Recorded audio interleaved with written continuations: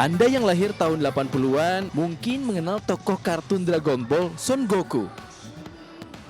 Ya, cosplayer ini memilih karakter Son Goku saat tampil dalam lomba cosplay di sebuah mall di Palembang. Puluhan peserta ini tampil percaya diri memakai kostum dari anime Jepang, komik, film fiksi ilmiah, dan game online yang sedang trending saat ini. Uniknya, mereka juga melengkapi diri dengan sejumlah aksesoris dan bergaya layaknya sang idola. Tak pelak penampilan para cosplayer ini menuai perhatian pengunjung pusat perbelanjaan.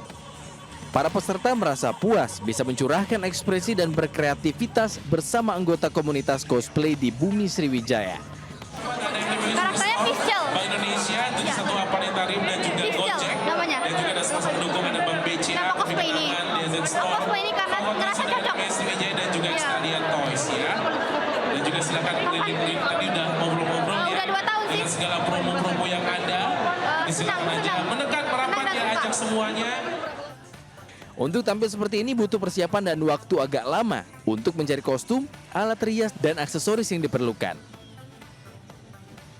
Nah, bagi Anda yang masih bingung menyalurkan kreativitas, komunitas cosplay mungkin bisa menjadi salah satu pilihan.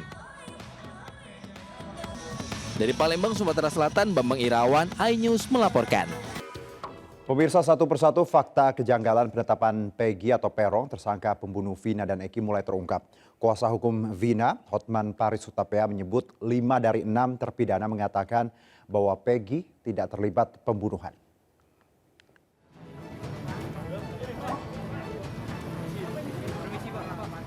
Polda Jawa Barat menggelar prarekonstruksi kasus pembunuhan Vina dan Eki di Cirebon, Jawa Barat, Rabu malam. Dalam proses prarekonstruksi itu, polisi mengecek sejumlah lokasi tempat kejadian perkara pembunuhan, termasuk lokasi pembuangan jasad korban. Polisi juga mendatangkan para terpidana kasus Vina, namun tetap berada di dalam kendaraan. Sementara itu, kuasa hukum Vina, Hotman Paris Hutapea, menyayangkan langkah polisi yang tergesa-gesa dalam menetapkan Peggy sebagai tersangka. Hotman juga menyebut 5 dari 6 terpidana yang telah menjalani BAP ulang mengaku Peggy bukanlah pelaku pembunuhan Vina. Bahwa 6 dari terpidana ini sudah di BAP lagi oleh Polda Jabar dalam minggu-minggu terakhir ini. Ternyata katanya 5 terpidana ini mengatakan bukan Peggy pelaku yang DPO, hanya 1 yang mengakui. Jadi 5 lawan 1. Atas dasar pengakuan para terpidana, Hotman meminta Polda Jawa Barat untuk tidak gegabah dalam penetapan Peggy sebagai tersangka. Sementara keluarga Vina meminta polisi tetap menelusuri 2 DPO lain yang sebelumnya dibatalkan, lantaran pada persidangan awal di tahun 2016 menyebutkan ada 3 DPO. Tim Liputan iNews melaporkan. Seorang pegawai honorer di Kota Padang, Sumatera Barat berhasil mengembangbiakan aneka jenis merpati hias dari sejumlah negara Eropa, Amerika Serikat hingga Cina. Bisnis burung merpati yang memiliki keindahan corak dan motif ini mampu meraup untung hingga puluhan juta rupiah.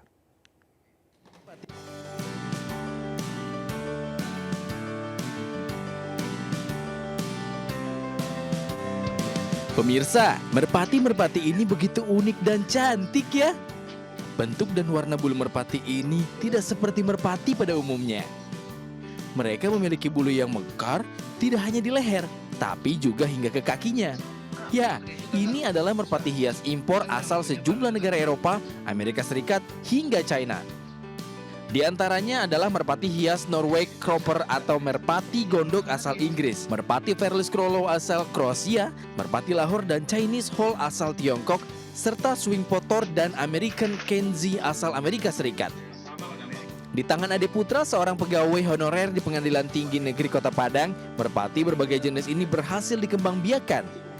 Berlokasi di Jalan Tunggang, Kecamatan Pauh, Kota Padang, Ade mengembangbiakan merpati hiasnya sejak 2021 lalu yang awalnya hanya hobi.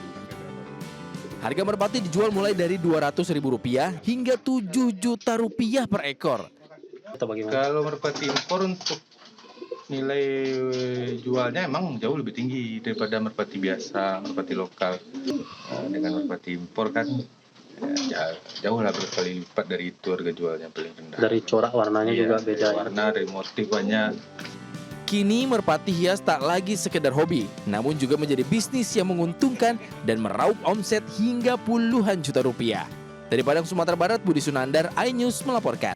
Pemirsa, biduan dangdut Nayunda Nabila dihadirkan sebagai saksi dalam sidang kasus korupsi mantan Menteri Pertanian Syahrul Yassin Limpo. Dalam sidang terungkap, Nayunda mengaku diberi hadiah 2 tas mewah, Balenciaga, kalung emas hingga transferan uang puluhan juta rupiah.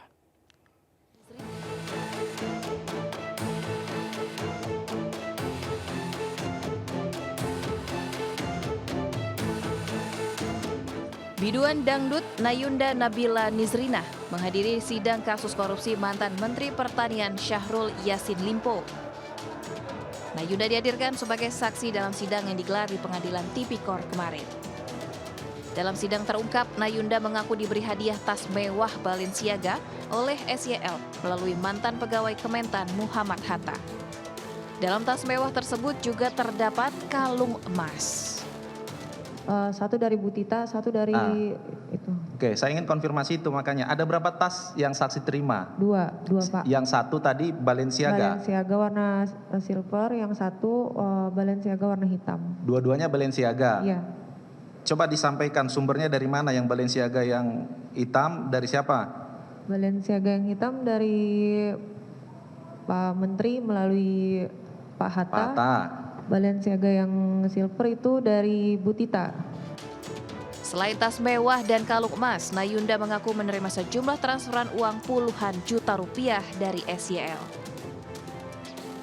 Dalam persidangan sebelumnya disebutkan, SYL menitipkan Nayunda sebagai pegawai honorer di Kementerian Pertanian. Nayunda mengakui meminta kepada cucu SYL untuk menjadi pegawai honorer Kementan.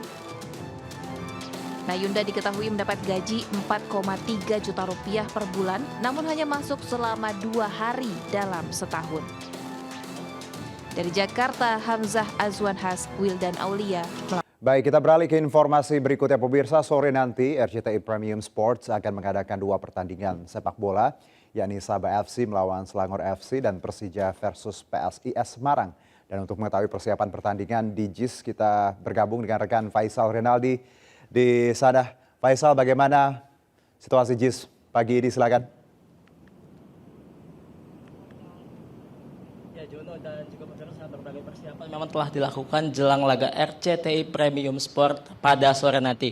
Salah satunya khususnya di bagian lapangan, Juno, tadi kami memantau sejak pagi tadi memang berbagai macam persiapan telah dilakukan, seperti misalnya petugas dari lapangan terus melakukan maintenance secara berkala, di mana menyiapkan lapangan ini agar bisa dipakai nyaman oleh para pemain yang akan bertanding mulai sore ini.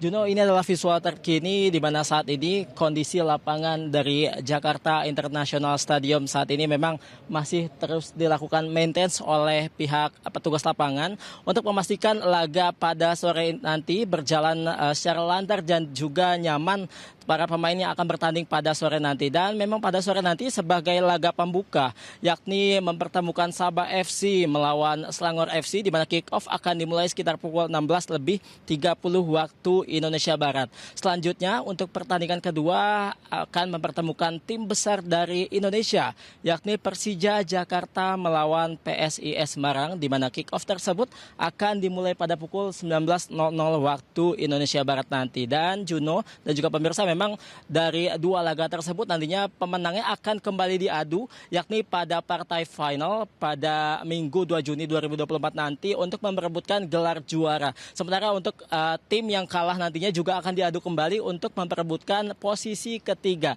Juno dan juga pemirsa, memang pada sore nanti selain pertandingan sepak bola, event akbar RCTI Premium Sport juga akan menghadirkan berbagai macam hiburan menarik lainnya. Seperti misalnya nanti akan ada penampilan dari idol group JKT48 dan juga penyanyi dangdut Happy Asmara.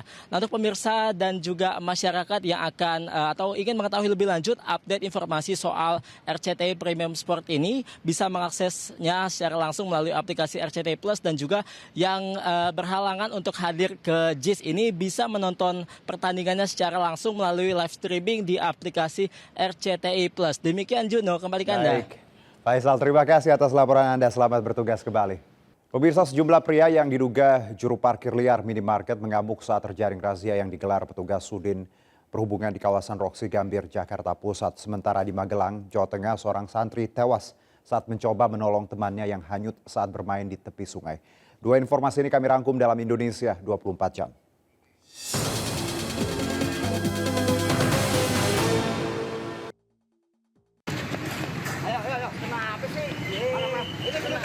Pria yang diduga jukir liar ini seketika mengamuk saat diamankan petugas Sudin Perhubungan di sebuah minimarket di kawasan Roxy, Gambir, Jakarta Pusat. Sambil berteriak keras, ia terus meronta untuk melepaskan diri dari dekapan paksa petugas. Aksi penolakan juga dilakukan sejumlah pria lain yang terjaring razia jukir liar di beberapa minimarket. Seorang santri asal Klaten ditemukan tewas tenggelam di Sungai Elo, Magelang, Jawa Tengah. Dari keterangan sejumlah saksi, korban hanyut saat mencoba menolong rekannya yang terseret arus saat bermain di pinggir sungai usai selesai melakukan kegiatan rafting. Diduga akibat korsleting listrik, sebuah toko elektronik dan bangunan di Krian, Sidoarjo, Jawa Timur ludes terbakar. Proses pemadaman berlangsung alot lantaran banyak barang yang mudah terbakar serta kepulan asap hitam yang pekat menghalangi pandangan petugas.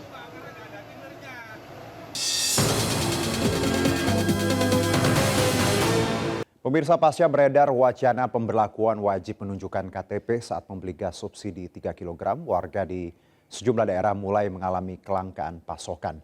Di Denpasar, Bali, warga bahkan harus berebut di agen gas LPG untuk mendapatkan tabung gas bersubsidi.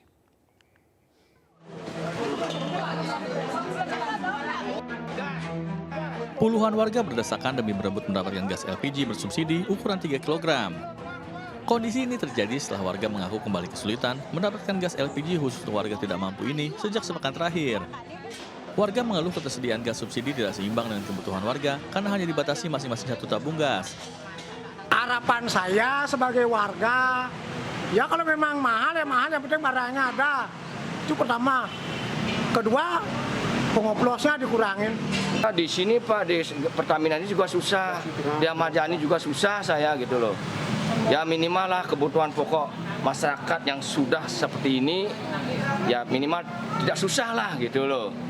Di salah satu agen gas LPG di Jalan Maruti, Denpasar, setiap pasokan gas datang yang hanya berjumlah 40 tabung langsung habis dalam sekejap karena warga langsung mengantri saat gas tiba. Warga memilih membeli di agen karena harga yang sesuai, yakni Rp18.000 per tabung. Sementara di tingkat pengecer atau warung, dalam kondisi langka seperti saat ini, gas subsidi menembus Rp25.000 hingga Rp30.000 per tabung. Dari Denpasar, Bali, Indira Ari, iNews melaporkan.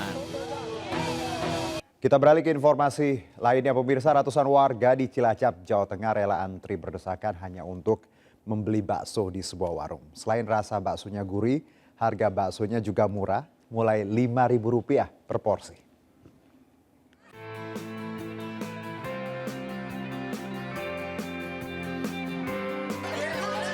Waduh, rusuh dan berdesakan ya. Ratusan warga ini bukan sedang antri sembako atau berdemo. Siapa yang kira? Ternyata warga yang antri berdesakan ini untuk membeli bakso di sebuah warung yang ada di Kroya, Cilacap, Jawa Tengah. Banyaknya warga yang datang membuat pemilik warung harus membagikan kupon antrian untuk beli bakso. Tak ayal, warga yang sudah antri sejak pagi langsung berebut saat kupon antrian dibagikan. Pembelinya pun tak hanya berasal dari Cilacap saja, namun sejumlah kota seperti Banyumas hingga Kebumen. Tadi ngantri dari jam berapa nih? Aku kesini jam 5.45 nyampe sini. Terus minta nomor lah, soalnya udah 3 kali kesini tapi gagal terus. 3 jam baru dapat bakso. Oh gitu ya. Ya karena viral ya, rame banyak yang beli terus pengen tahu rasanya. Selain enak, ternyata yang bikin warga rela antri berdesakan juga harga baksonya yang murah meriah, mulai dari Rp5.000. Jenis bakso yang dijual yakni bakso kerikil, bakso isi telur, hingga bakso tetelan.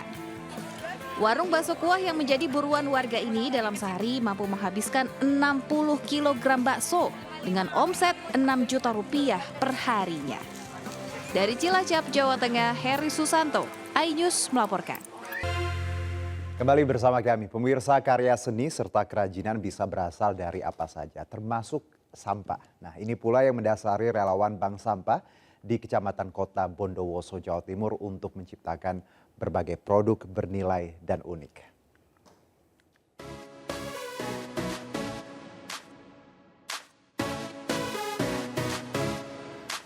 sampah jadi rupiah? Emang bisa?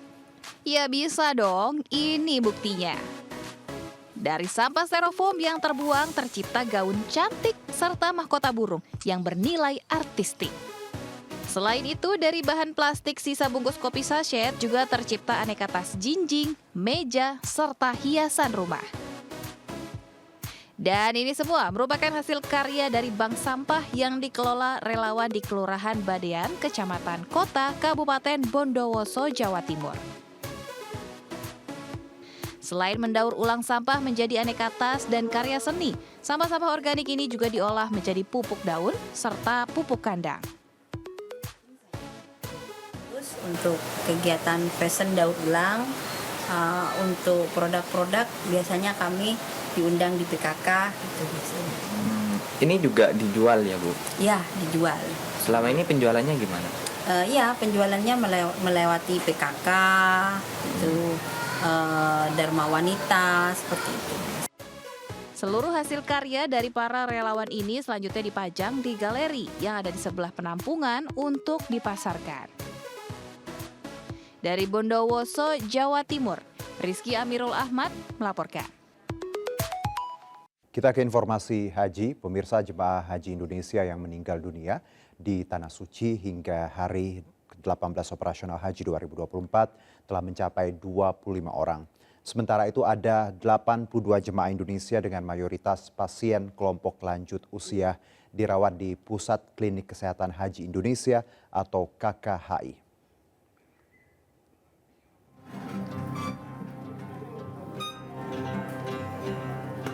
Berdasarkan data Sistem Informasi dan Komputerisasi Haji Terpadu atau Siskohat, Kementerian Agama hingga Rabu sore waktu Arab Saudi, sudah ada 25 jemaah haji yang wafat.